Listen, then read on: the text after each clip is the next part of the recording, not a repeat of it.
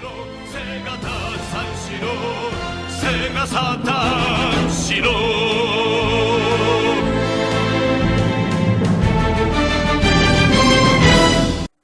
everyone and welcome back to the Saturn Studs. I keep saying the Saturn Studs. This is just Saturn Studs. The Saturn Studs podcast comes out Saturdays. You should give it a listen if you haven't already. We are these Saturn Studs. It's decent. Alright. These last couple episodes we've been going over random crap that I've found on my desk and around it. I found my mortar board from graduation. And I'm wearing it right now, and it fits okay. I was expecting it to not fit. I don't know why. I don't know. You're probably a bit bigger than you were when you graduated high school. My head got filled with bullshit. This most of what it is. It's like Taco Bell. There's like 40% actual important stuff in there. The rest of it's sawdust. And pink slime. Yeah. You remember that when like everyone was freaking the fuck out about pink slime? I only learned about it like way after the fact, and I was like, oh, so it's the same garbage meat that like, you know, has been a thing. It's like you really expected top quality from fucking Yum Corporation. Yum Foods. I think any corporation that needs to like suggest subtly that it's tasty is not one to be trusted. Yeah. It's like Yum, right, like, guys? Maybe? Yum Foods, more like Bum Foods. Yeah, him. Drink your calcium. Don't dude. drink your calcium, kids. It'll explode on you. And you'll die. Calcium is not an alkali, it's an alkaline.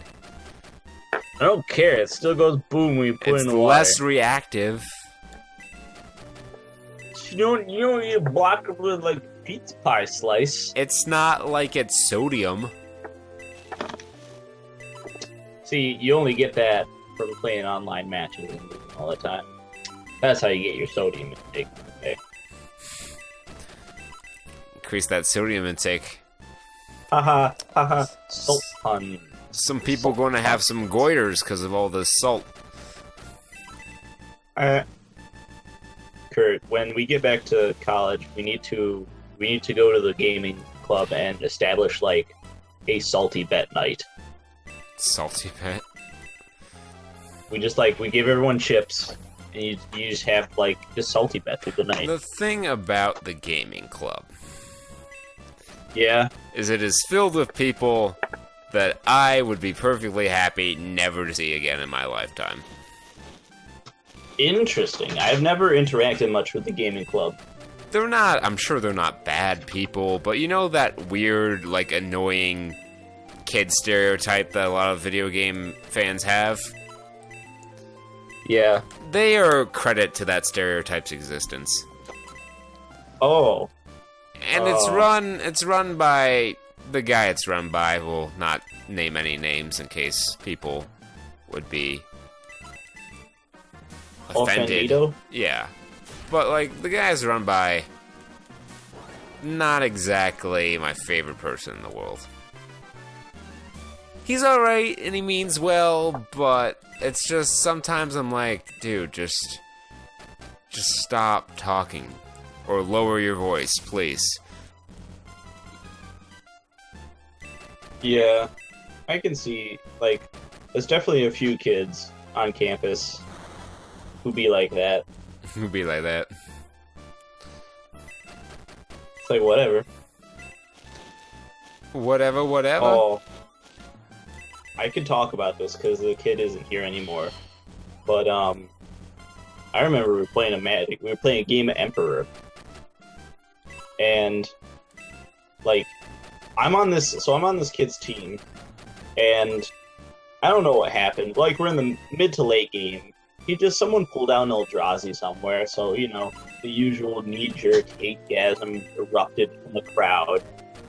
And this guy who's sitting next to me, who's on my team as the Emperor, is like, the forefront chief of this whole thing, and he's getting just the most angry. Like he's pulling out his knife, which like way too many kids have.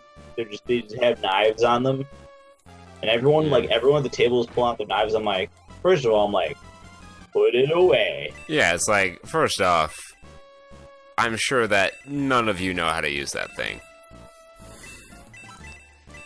I think a couple of them do. I think I'm not gonna name names, but I know. All right. Anyways, that's not the point of the story. The point of the story is later it once again gets salty, and this emperor of mine is raging next to me, and I'm like, this is not doing anything for the people, and this is being really not a cool game. So I give him the sly bunny ears.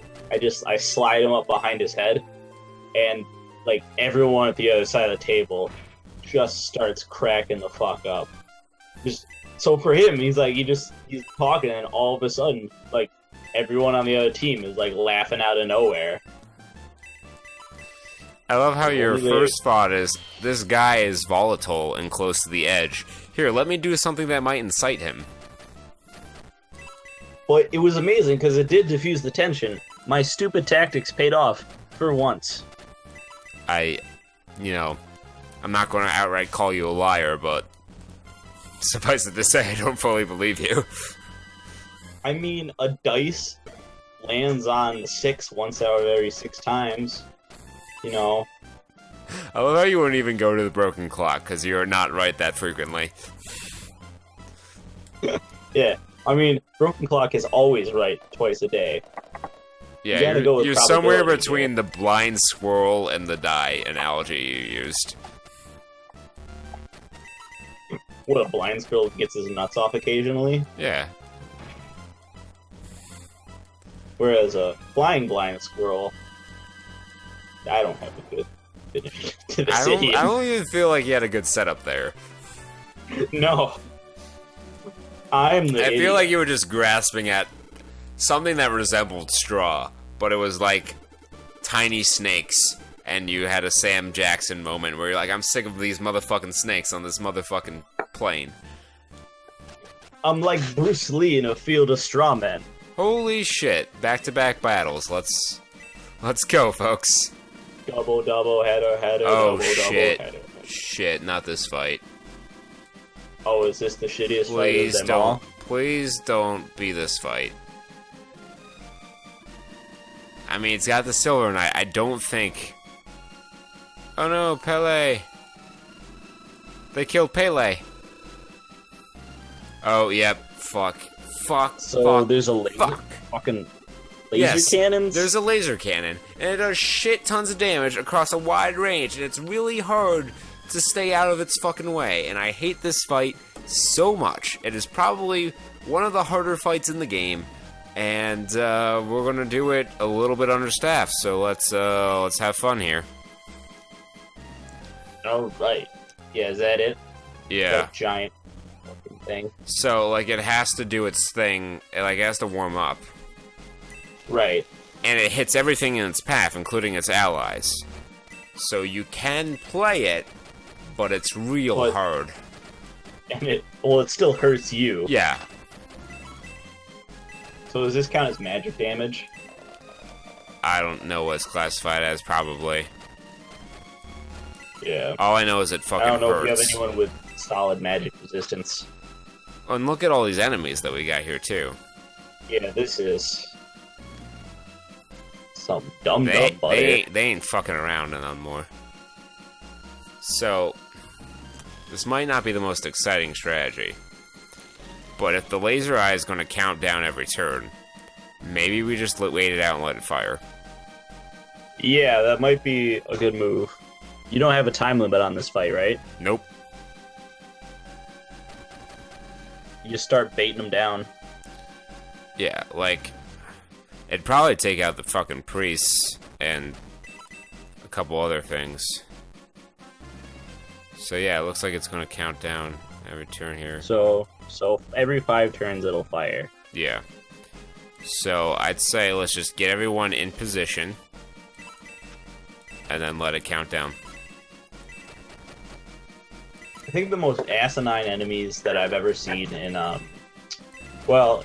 at least these sorts of strategy games, maybe not the RTS. I don't have a lot of experience with RTS, but in Advance Wars DS, there's an enemy which is essentially a giant blob, which has stupid defense, like defense of some of the highest units, and you have to kill it in one turn because it regenerates all its HP every turn. And while it can only move one space, it can move into an enemy space and insta-kill everything. It just, like, walks over the enemy and absorbs it. Right. So you have to bet on surrounding it with, like, your best units and just fucking it up in one turn. Or it'll just, kill one or two of your guys. That's always nice. That's fun.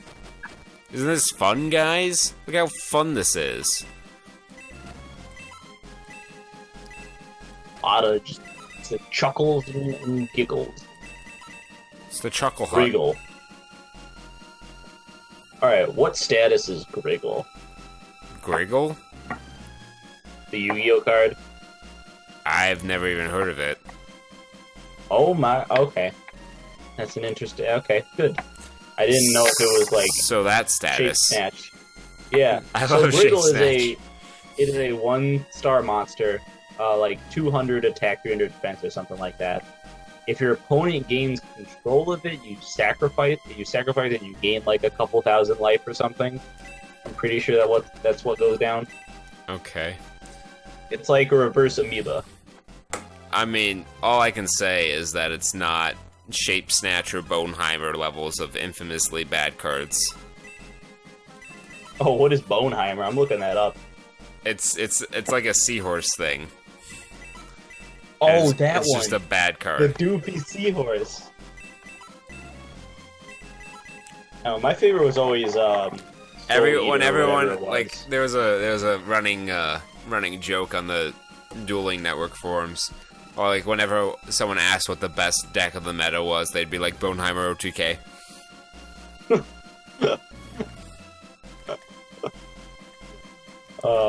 Someone actually put together a list for Shapesnatch OTK, and it was funny. Oh, but I have to show you.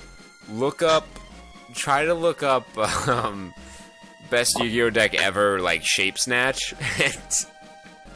Okay. It's this guy who wrote this whole deck profile, and it's hilarious.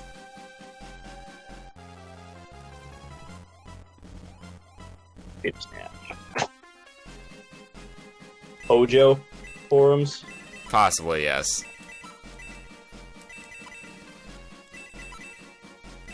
If it has I will read it. I will read it for the crowd.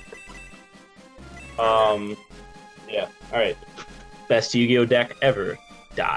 Tier 0. This deck is invincible. I capital N never lost. Capital using this deck. This deck is totally capital B broken. Tier 0. See why. 20 monsters. 3 Shapesnatch. Broken. Summon this card and watch your opponent scoop. 3 Trent. Win condition. 1500, 1800 for only 1 tribute. One of the best cards of the format. Also, whenever your opponent tries to destroy Trent, they can't because Trent is immortal.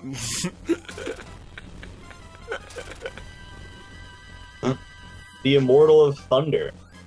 3,000 life points. That's just awesome. This card have 1300 death, so it's hard to go to the graveyard. Also, I can summon, that's lowercase I can summon Shapesnatch or Trent to protect him. Good card is good. Zone Eater, another broken card. If my opponent summon a powerful monster, Zone Eater can kill that monster easily. 2 times Tongue Twister. This card is better than Carcardi, and you don't ever have to end your turn without special summon. 1 Sangan. Bad card. The only reason I run is to add a Shapesnatch or Trent. Keep in mind, none of these eyes are capitalized. 3 Petite Angel. Stall card. Opponent monsters can't attack Angel because he is super fast. 3 Cockroach Knight.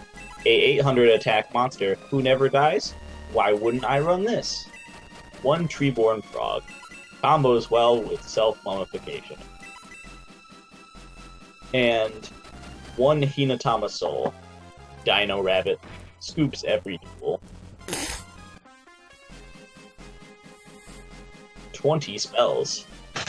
3 self-mummification. Use this card with Treeborn Frog on standby phase and special summon him again. Summon Sangan. Activate this and get a Trend/Shapesnatch equals GG. The Inexperienced Spy. See all your opponent plays before destroy him. Remove Trap. This card greater than Mystical Space Typhoon. Card of Sanctity. Draw power. Card shuffle. 1 times card shuffle. Keep trolling your opponent every turn. 2 Hieroglyph Lithographs. With so many draw cards, I need my hand size at 7. 2 Opti Camouflage Armor. Keep attacking every turn with Treeborn Frog or Zone Eater. 3 Pot of Generosity. Save your best cards to end the game later.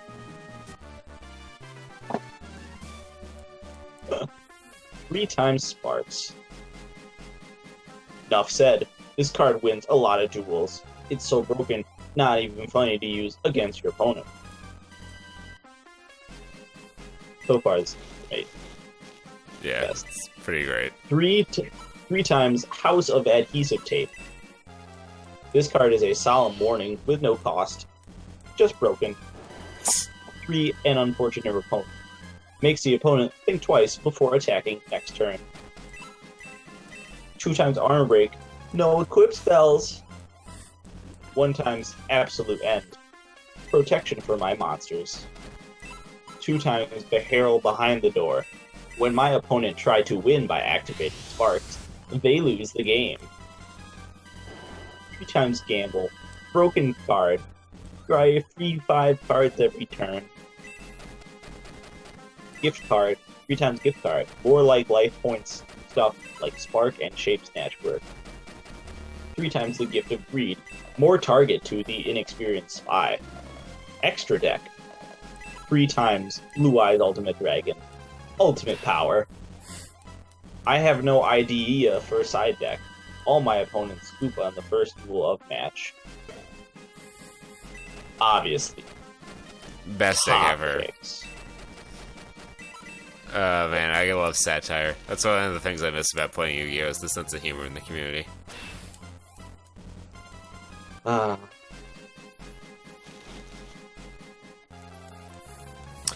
If your opponent tries to kill Trent, remind them they can't, because Trent is immortal. Oh no, they got on me. Fuck. Stupid dual striking. I love it when I do it, but I hate it when anyone else does it. Yeah. Yeah, how's this going? I haven't been keeping up with your progress. Well, they keep fucking dual striking, which is getting real old real fast. Did your laser cannon fire off? Yeah, it did a good chunk of damage to all the enemies on the bridge, and we've been able to kind of, like, push past them without too much trouble. Hooray! Right!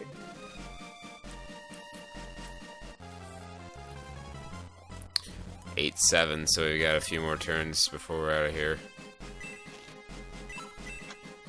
Thankful. Fuck. Killed these damn Pegasus Knights. Snipe it. Ha ha ha, not enough. Nope, not quite, but we got another archer. Yes. Boop. Wink. Let's play Plinko. Da da da da da da da. Bum, bum, bum, bum, bum. Louis Armstrong goes on The Price is Right. I was on The Price is Right once. Well, not a contestant, but I was in the studio audience, clearly visible.